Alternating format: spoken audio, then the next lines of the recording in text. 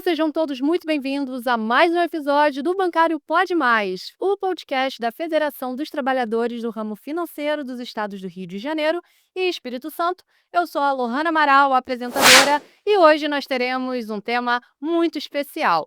Primeiro porque nós estamos recebendo uma das vozes mais atuantes no que diz respeito à defesa dos direitos humanos, na luta pela dignidade humana e também aquele que combate contra a violência de Estado no Brasil. Estamos recebendo ele, que é advogado, militante histórico dos direitos humanos, Rodrigo Mondego. Seja muito bem-vindo e, por favor, fique à vontade de se apresentar melhor para nós. Lohana, obrigado pelo convite. É uma satisfação estar aqui com vocês hoje, podendo debater esse tema que é tão mal falado no Brasil, né? Mas todas as oportunidades que a gente tem para desconstruir todos os mitos que tem sobre a temática dos direitos humanos, a gente vai lá, fala, desconstrói para poder ganhar corações e mentes para essa pauta tão importante. Então, meu nome é Rodrigo Mondego, sou advogado, militante dos direitos humanos. Às vezes eu falo que eu sou militante de direitos humanos com a carteira da OAB, assim, acho que me caracteriza melhor essa definição. E eu atuo na pauta de direitos humanos desde a minha adolescência, quando eu conheci essa pauta.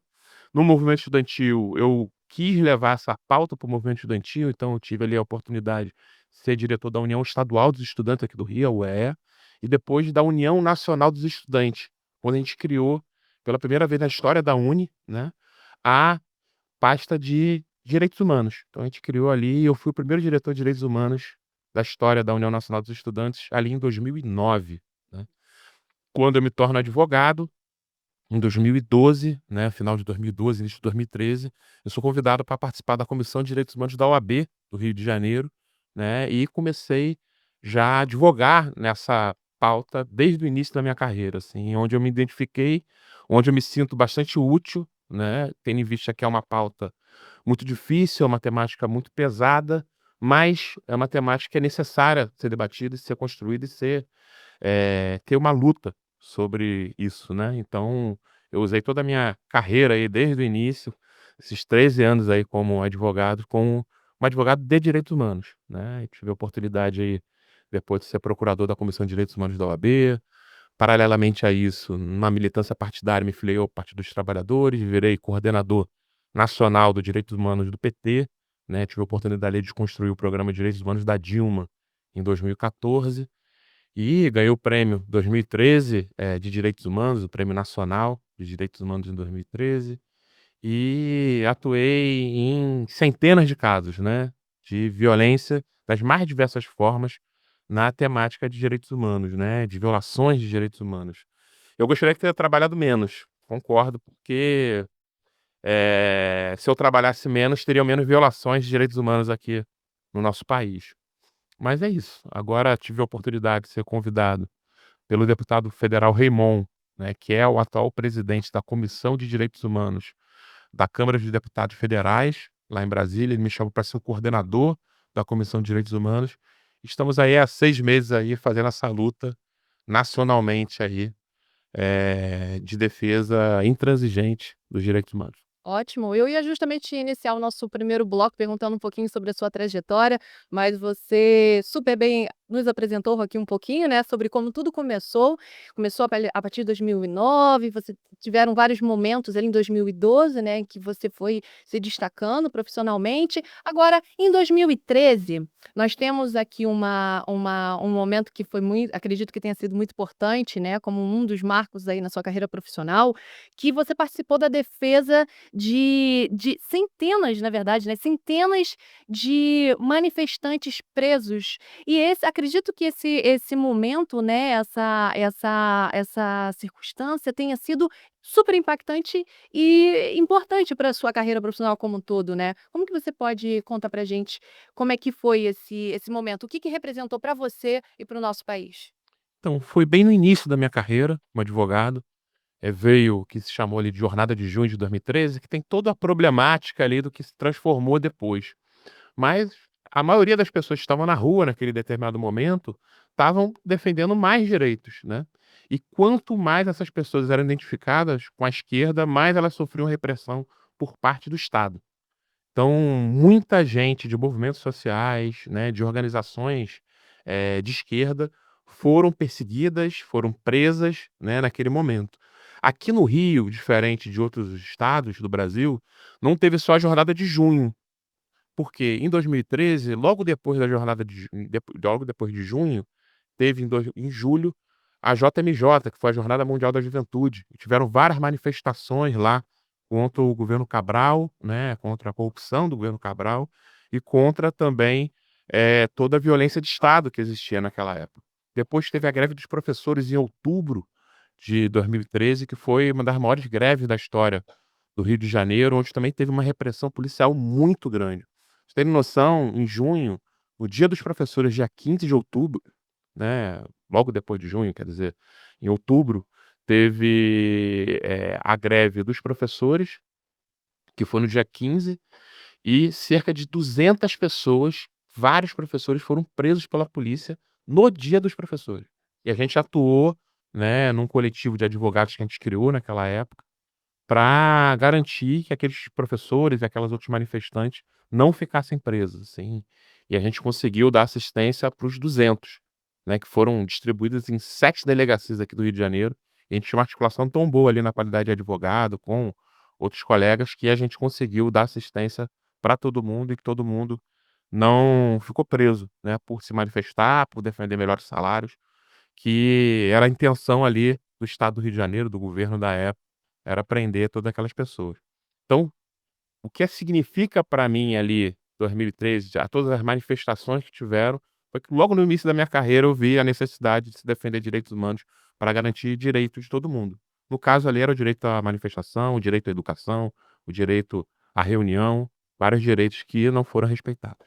O que que te move até hoje a continuar na linha de frente lutando pelo direitos humanos em modo geral? O que que te move? O que que Então, te motiva até hoje? hoje o que mais me motiva é que a gente vive numa sociedade que, principalmente o direito à vida, ele não é respeitado, né. E se a gente tem um mínimo de empatia, né, vivendo numa sociedade onde a gente tem, milhares de pessoas que morrem por conta da violência de Estado, ou por conta da violência de organizações criminosas, ou por conta de mais diversas tipos de violência de crime de ódio, seja feminicídio, LGBTQI-fobia e tudo mais, racismo. Se a gente tem empatia, a gente tem que lutar contra a barbárie, né, e infelizmente, por mais que tenha todos os avanços dos últimos anos, né, nos governos do PT, ali, desde o primeiro governo Lula, depois no governo Dilma e agora de novo com o governo Lula, a barbárie ainda está presente na nossa sociedade, as violações de direitos humanos ainda estão presentes na nossa sociedade. E é fundamental que a gente arregace as mangas e lute por uma sociedade mais justa, fraterna, igualitária. E para isso tem que se lutar contra a barbárie primeiramente, né. Sim. Estamos partindo agora para o bloco 2, onde nós vamos falar sobre direitos humanos, mitos e verdades, e já vou começar com uma pergunta polêmica aqui. Me responde uma coisa, geralmente quando muitas pessoas pensam, quando a gente analisa o tema direitos humanos, que quem atua na linha de frente sobre a temática direitos humanos, que tem a ver com a dignidade humana, o combate contra a violência humana e tudo mais, geralmente quem trabalha com direitos humanos é para defender bandido. Me diz, o que que você acha sobre essa narrativa? Quem luta pelos direitos humanos depende pura e unicamente somente de bandidos? Então, o que acontece é que quem é esse bandido, né? Sim. Quem é definido como bandido, né? Quem é o bandido que é bom morto? E na nossa sociedade existem várias pessoas que cometem os mais diversos tipos de crimes, os crimes mais hediondos possíveis e imagináveis, que devem ser responsabilizados por esses crimes. Quem comete crime deve ser responsabilizado pelo crime que comete.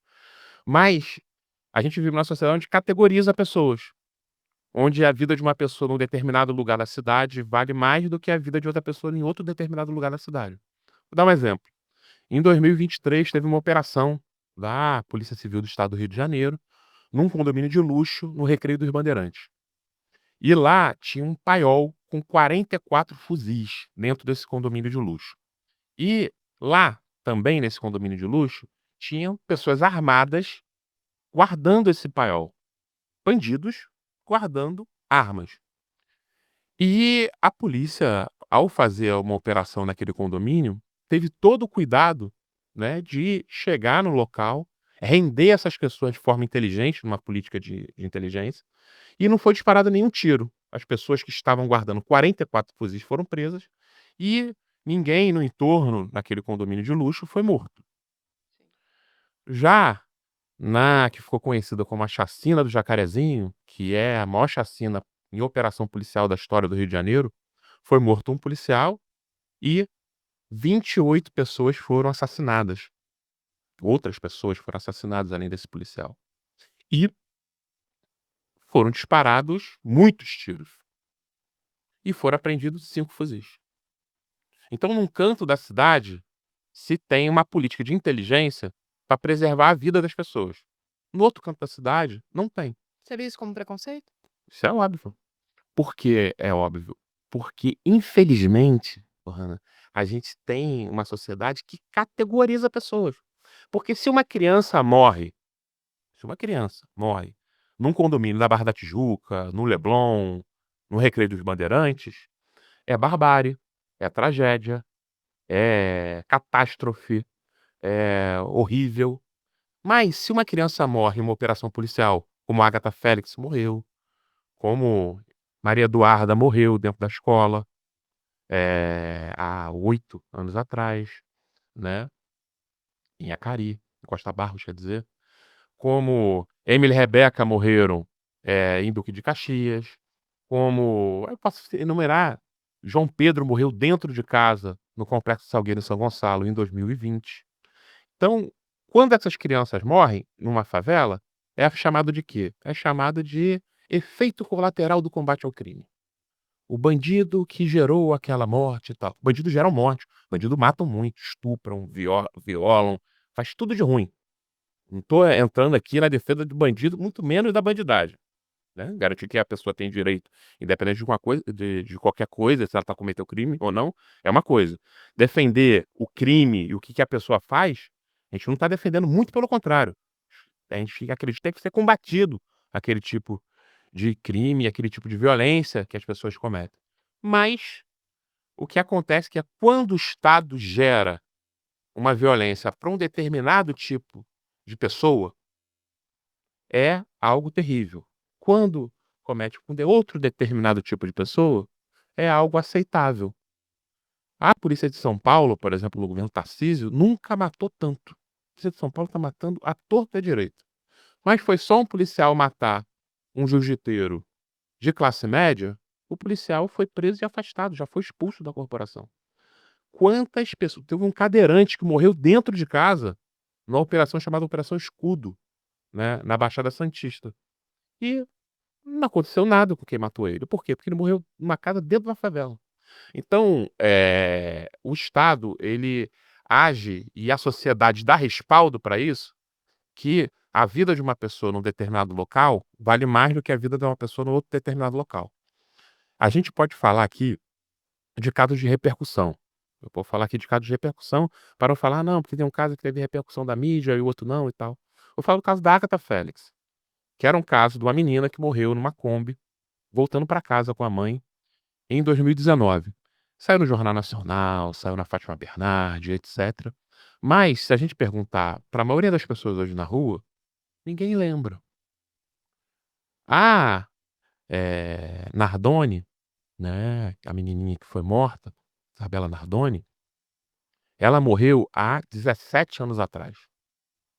A mãe dela foi candidata ano passado, e a mãe dela não tem trabalho social e tal, mas foi candidata, o que é legítimo ela ser candidata, a vereadora de São Paulo. Ela foi a mulher mais votada de São Paulo, ela teve 120 mil votos. Eu não estou criticando a eleição dela, estou falando que 120 mil pessoas tiveram empatia pela Isabela Nardone 17 anos, 16 anos depois da morte dela. E agora, vai fazer 6 anos da morte da Agatha, as pessoas não lembram. Qual é a diferença da Agatha para a Isabela Nardone? O que diferencia ela? Então, a gente fala do Estado, a gente critica o governo, seja o governo Cláudio Castro, o governo, até os governos do PT mesmo na política de segurança, na Bahia a polícia está matando muito também, ou a polícia do Tarcísio em São Paulo, mas para além disso, existe uma sociedade que respalda esse tipo de violência. que acha aceitável morrer criança num lugar e acha inaceitável morrer criança em outro lugar. Então eu te pergunto, qual a importância da defesa dos direitos humanos em meio a tanta desigualdade social e econômica? A questão dos direitos humanos, a luta por direitos humanos, ela é essencialmente uma luta contra a categorização de pessoas. E se existe algo que categoriza mais as pessoas, para além da questão racial, que é o que mais atravessa o Brasil, é a questão econômica. Então, uma pessoa num determinado lugar da cidade mais pobre, ela tem menos valor para a sociedade, para o Estado, que uma pessoa no outro determinado lugar da cidade onde vale mais, onde custa mais, onde o CEP é mais caro, onde, morar é mais caro. Então, a luta contra a desigualdade, a luta contra a miséria, a luta contra, esse tipo de situação, né, onde as pessoas poucas pessoas têm muito demais, exageradamente, e muitas pessoas têm pouco, muito, muito, muito pouco, ela é essencialmente uma luta em defesa de direitos humanos, porque a luta por direitos humanos é a luta de igualdade de direitos, Ou seja, ela é de suma importância para trazer a dignidade humana em todos os setores. em todos os setores, das mais diversas formas. Vou dar um exemplo para você aqui. Uma pessoa cadeirante no Leblon, ela tem mais chance de dar uma volta no quarteirão do que uma pessoa cadeirante em Realengo, porque a calçada, no Leblon, na zona sul, ela é mais bem tratada que uma calçada num bairro da zona oeste ou da zona norte do Rio de Janeiro. Então, falando do direito à acessibilidade, que é um direito humano básico, o direito de ir e vir, né, a gente tá falando de uma pessoa cadeirante ali. Eu não preciso necessariamente falar sobre a questão da pessoa que está em conflito com a lei, etc, para poder falar sobre direitos humanos. Direitos humanos é o direito que a pessoa tem pelo simples fato de ser humana, e determinados segmentos da sociedade sofrem violações por conta disso. As pessoas com deficiência sofrem muito violações por conta da falta de acessibilidade. O Estado não garante a falta de acessibilidade. E o recorte social entra nisso também. Não estou falando que as calçadas do Leblon são perfeitas, até porque com certeza vai ter alguma calçada do Leblon que não vai ter a acessibilidade devida. Mas é muito mais fácil achar uma calçada melhor lá do que uma calçada em Realengo, né. Então, eu posso citar qualquer outro bairro da zona norte ou da zona oeste do Rio de Janeiro. A gente sabe que isso acaba sendo essa questão da mobilidade, ela acaba sendo responsabilidade do Estado, né, como se mas também é fundamental a gente pensar que a população também tem que fazer parte dela, né. Como é que você vê isso? É isso, a população ela tem que entender da importância da garantia de direitos para todo mundo, porque quando você viola direito de um determinado segmento da sociedade, você dá margem para que você no futuro possa vir a sofrer um tipo de violação também, né. É claro que tem algumas pessoas que estão muito distantes de sofrerem algum tipo de violação, né, outras têm muito mais possibilidade de sofrer um tipo de violação. Mas é importante dizer que quando você viola direito de uma pessoa, a possibilidade disso chegar em você de alguma forma, em algum tipo de atravessamento, é muito grande no futuro. Tá? Então, quando você acha correto a desigualdade social que existe no Brasil, né, onde bilionários não são, taxados, né, proporcionalmente com uma pessoa de classe média ou uma pessoa, pobre, no Brasil. Quando você acha isso aceitável, em algum determinado momento isso vai te atravessar até o bilionário, né. Porque um dia ele vai ter contato com uma pessoa que foi fruto da miséria, alguém que sofreu a vida inteira, vai poder praticar uma violência contra ele ou fazer qualquer outro tipo de coisa, que vai fazer algum tipo de atravessamento contra ele no futuro. Então, a luta por direitos humanos, ela tem que ser universal mesmo, e todo mundo tem que entender isso. E ela é, antes de tudo, uma luta pedagógica também. Porque se não tiver gente para defender esses direitos, tiver um respaldo social para as violações de direitos, a possibilidade de se mudar essa realidade, ela é muito pequena, ela é muito pequena. Entendi. Nós estamos entrando agora no bloco 3, onde nós vamos falar sobre a violência aqui no Rio de Janeiro, e é um tema que com certeza é de suma importância, e eu tenho certeza que vocês vão gostar desse nosso bloco. Eu quero falar um pouquinho sobre o Rio de Janeiro, que é considerado um dos estados, uma das cidades mais perigosas aqui do Brasil. Me fala, estamos enfrentando diariamente, constantemente, uma guerra civil, aonde a gente não tem a oportunidade de ir e vir. que é o mínimo, é a dignidade humana de ir e vir, a mobilidade. Hoje a gente acorda com a certeza de que nós estamos saindo de casa, estamos bem, estamos seguros, mas a gente não sabe se nós iremos voltar em segurança. Então, esse tema ele é de suma importância e eu gostaria de saber qual o seu ponto de vista, tendo em vista a esse cenário de guerra que nós estamos enfrentando aqui no Rio de Janeiro.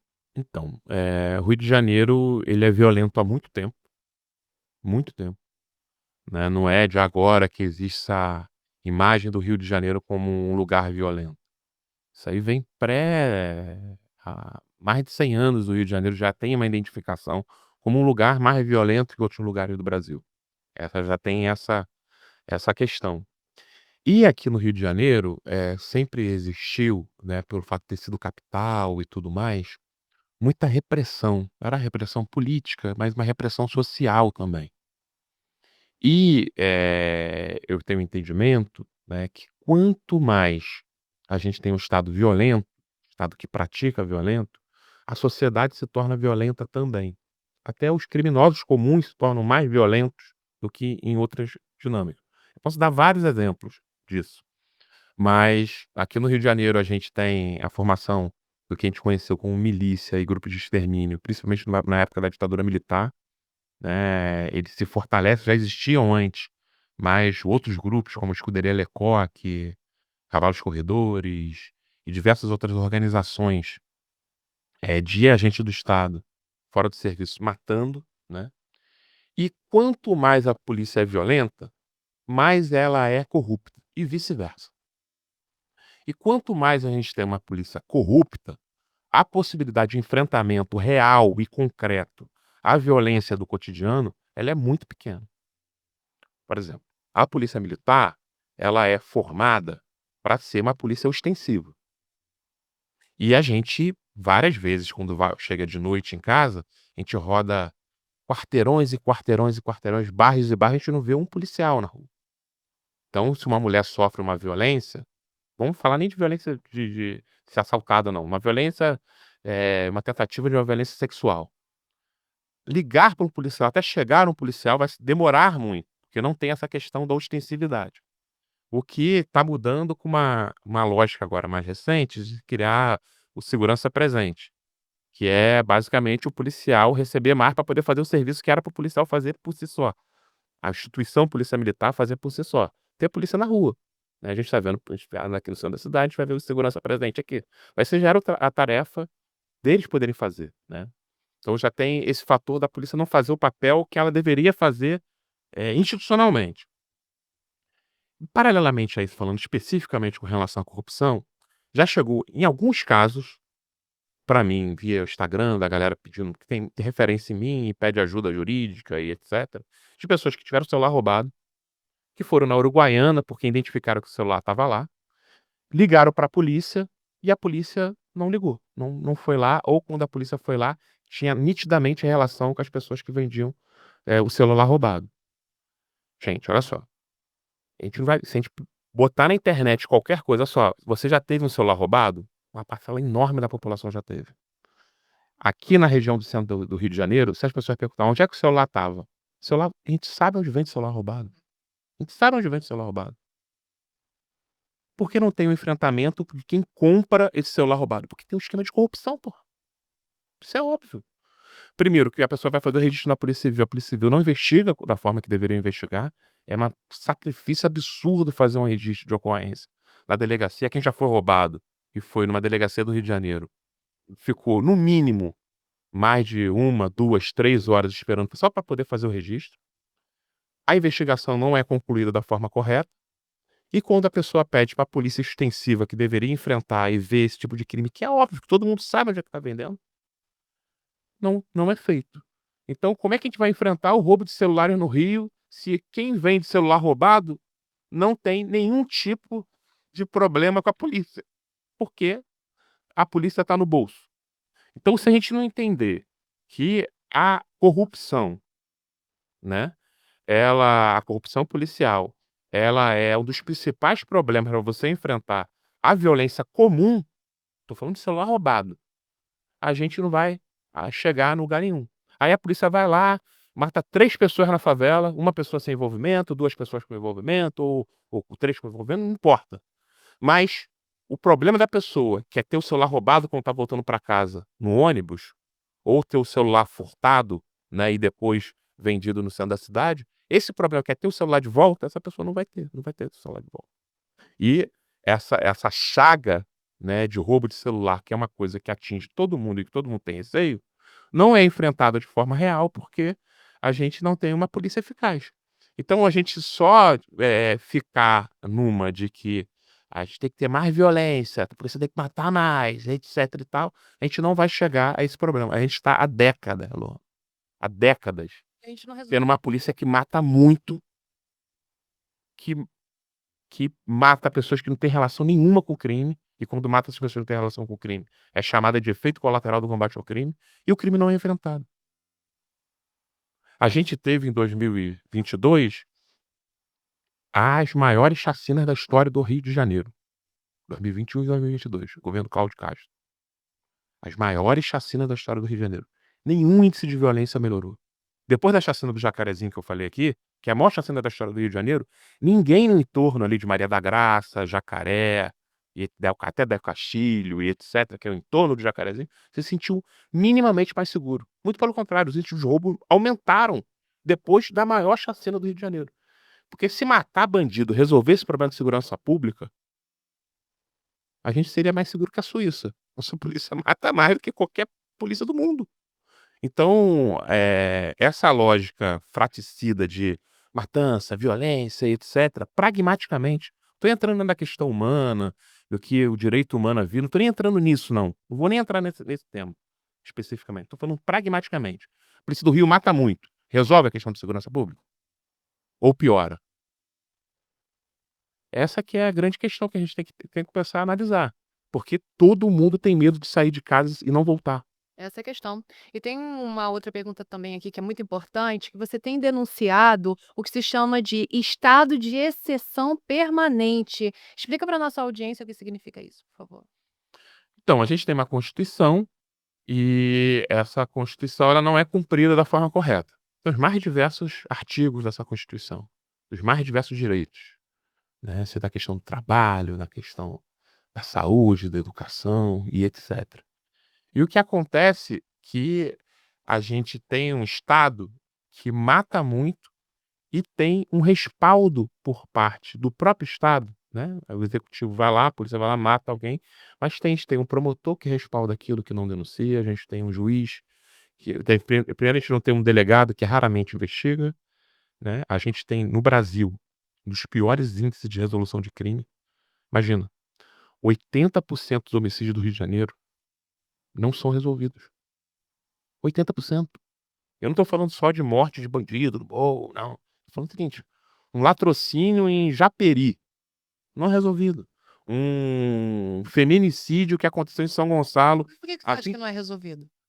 porque a gente não tem uma política de segurança voltada pra segurança. A gente tem uma política de segurança voltada para o enfrentamento do inimigo, que tem que matar, que normalmente é o cara da favela e tal, que pratica violência e tal, mas, a nossa segurança é toda voltada para isso, a gente gasta bilhões de reais com isso. A gente aqui no Rio de Janeiro se gasta mais com segurança pública do que saúde e educação junto. Pô, qual é a chance disso dar certo? Então a gente não tem nenhum índice de segurança melhorado. Então, o grande problema é esse, a gente não investiga crime pior que existe. Qual é o pior crime que existe? Existem vários outros crimes terríveis, estupro, pedofilia, crimes asquerosos. Mas o pior crime que existe é o crime de homicídio. O crime de você tirar a vida de alguém, tirar o bem maior daquela pessoa. E, no Brasil, a gente se resolve pouquíssimos homicídios, pouquíssimos. A maioria das pessoas que perde um ente querido, a pessoa que matou essa pessoa não é responsabilizada. E a gente tem uma polícia que está falando aí de: "Vamos, tô gastando bilhões de reais com um novo blindado", enquanto a gente tem na delegacia de homicídios uma equipe de 8 pessoas cuidando de uma investigação de 300 homicídios. Qual é a chance disso dar certo? Nenhuma. É muito complicado, principalmente porque a gente vive não só o Rio de Janeiro, né, a gente tem outros estados também com alto índice de violência. E a conta não fecha, né. A Hã. gente não sabe se contratar mais, ter um corpo policial mais robusto para combater a violência que nós temos aqui no a bandidagem, né, podemos dizer como um todo, que proporciona essa violência, perda de celulares e outros bens que a gente perde, né, constantemente diante a essas ações. Se a conta não fecha é um tema muito difícil, muito complexo, né, mas Porque tem uma questão que é o seguinte: se você tem um poder de matar uma pessoa, você tem um poder de roubar, você tem um poder de sequestrar, você tem um poder de praticar estelionato, você tem o poder de tudo. Então quando a sociedade legitima que um determinado grupo de pessoas pode até matar outras pessoas, ele vai ganhar dinheiro com isso, pô. Se você pode executar, pegar uma pessoa, um ser humano, botar um fuzil na cabeça dela, estourar a cabeça dela, você pode roubar essa pessoa, você pode ficar extorquindo essa pessoa, ganhando dinheiro enquanto ela tá roubando na rua. Porque você pode sequestrar a mãe dessa pessoa, pra poder ganhar dinheiro em cima dessa pessoa que você pode matar. Então quando você dá o poder para um segmento da sociedade matar, você dá o poder para ela fazer tudo. Então, necessariamente, quanto mais violência você permite por parte de agente do Estado, mais corrupção você permite que essa pessoa cometa. nós vamos entrar agora no bloco 4, onde a gente vai falar sobre trabalho, direitos e a resistência. E, no seu ponto de vista, como que a precarização do trabalho também é uma forma de violação de direitos humanos? A precarização do trabalho é uma forma de violação de direitos humanos, porque a gente não dá dignidade humana para essa pessoa. Quando a pessoa tem que trabalhar 6 dias por semana para folgar um, ela não tem a dignidade humana de ter contato com a filha, com o filho, com o pai, com a mãe, com o amigo, com o lazer, com a atividade cultural, porque no dia que ela tiver de folga, ela vai dormir o dia inteiro. Então, a dignidade humana ela é atacada aí. Inclusive, vamos falar também da dignidade dos policiais. Então, a gente está falando de direitos humanos e tudo mais. Os policiais têm a dignidade, como trabalhadores, extremamente atacada. Seja do policial honesto, né, que muitas vezes, pelo fato dos policiais desonestos não serem punidos, ficam expostos, e isso também é um ataque à dignidade deles, porque eles correm risco de vida, externamente de morrer na mão do bandido e internamente de morrer na mão de um bandido fardado. Então, o policial honesto, ele, ao Estado não punir os maus policiais, ele é absolutamente tem a sua dignidade como indivíduo e como trabalhador atacado. Paralelamente a isso, existem jornadas exaustivas de trabalho com relação aos agentes do Estado. Existe também um fardamento que muitas vezes o policial tem que usar o colete à prova de balas do colega que trabalhou no dia anterior, o colete todo suado, fedendo, às vezes um colete vencido. Isso é também ataque à dignidade do trabalhador. É a estrutura do dia a dia que é muito bem atacada. Todo mundo posso falar do policial, mas eu posso falar também do motorista de ônibus que não tem o direito de ir no banheiro.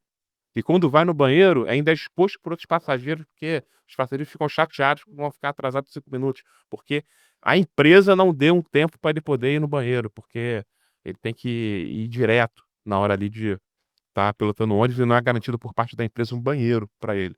Então, o ataque à dignidade do trabalhador é um ataque aos direitos humanos desse indivíduo, entende? E quais são os principais desafios para enfrentar, justamente, e para garantir condições mínimas de dignidade humana para esses trabalhadores? Primeiro é que tem um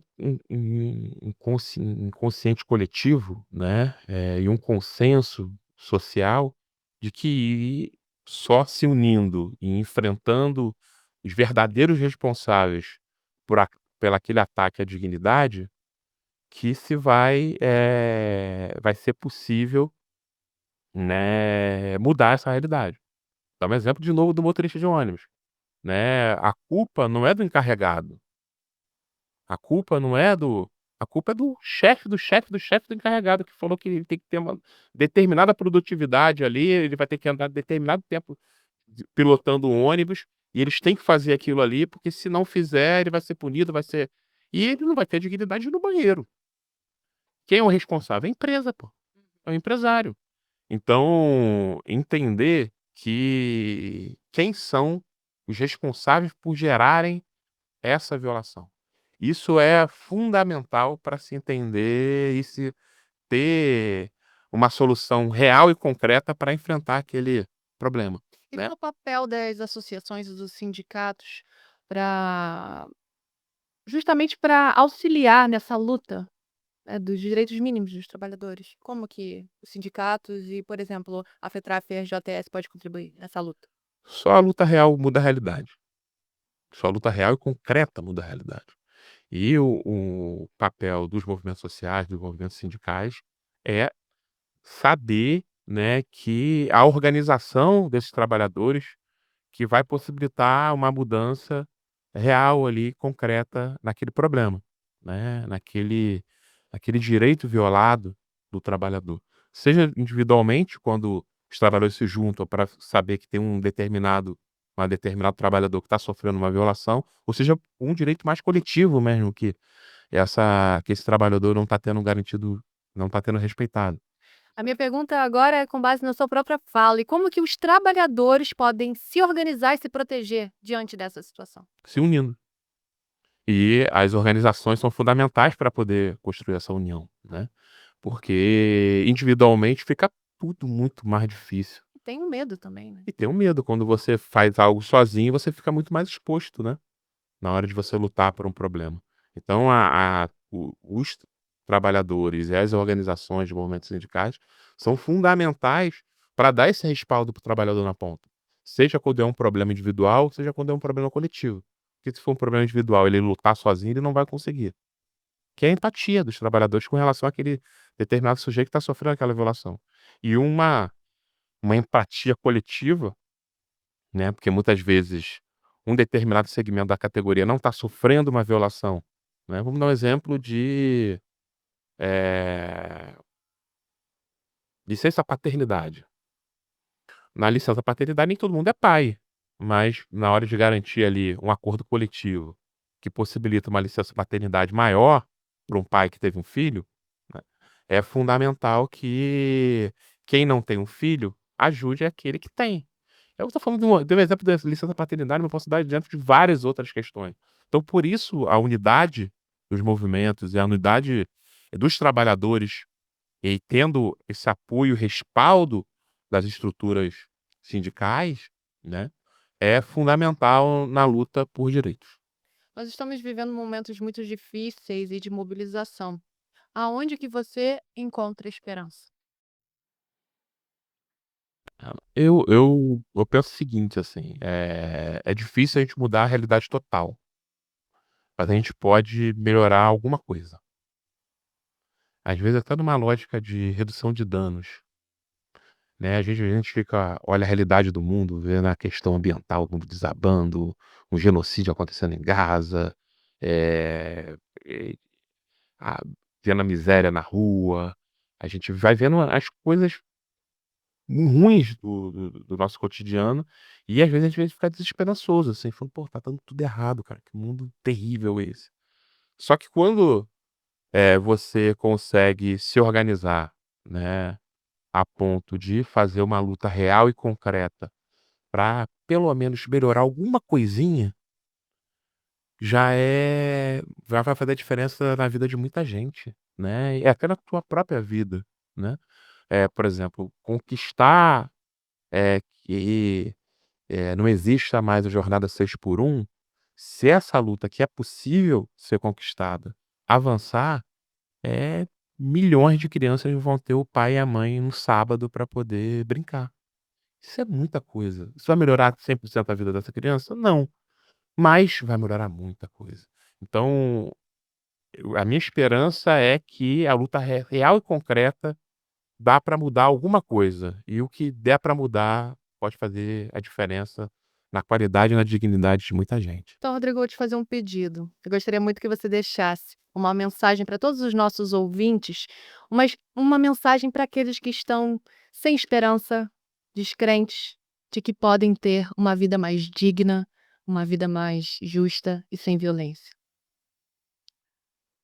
É difícil ter esperança nessa conjuntura, mas é possível ter esperança nessa conjuntura, porque a gente vê melhoras, né. Hoje tem menos pessoas passando fome no Brasil, Hoje tem menos pessoas tendo a dignidade humana atacada, né, por conta da questão social, né. Tem muita gente passando fome ainda.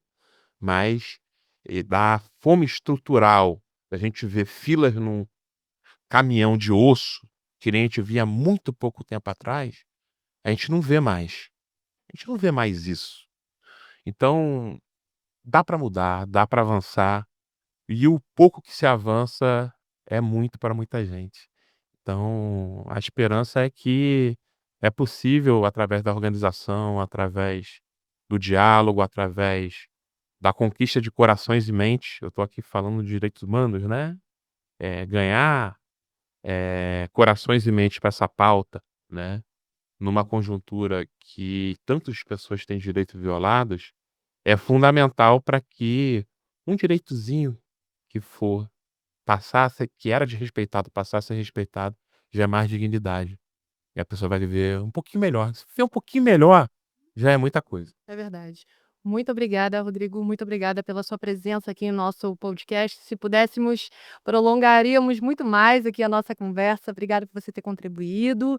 E continuem lutando, resistindo, continuem lutando pela dignidade de vocês e denuncie caso for preciso. Muito obrigada mais uma vez pela presença de vocês também, ouvintes. Continuem nos seguindo em todas as redes sociais, da FETRAI FRJS, Bancário Pode Mais. Muito obrigada e eu aguardo vocês no próximo episódio. Até logo. Tchau, tchau. Tchau, tchau.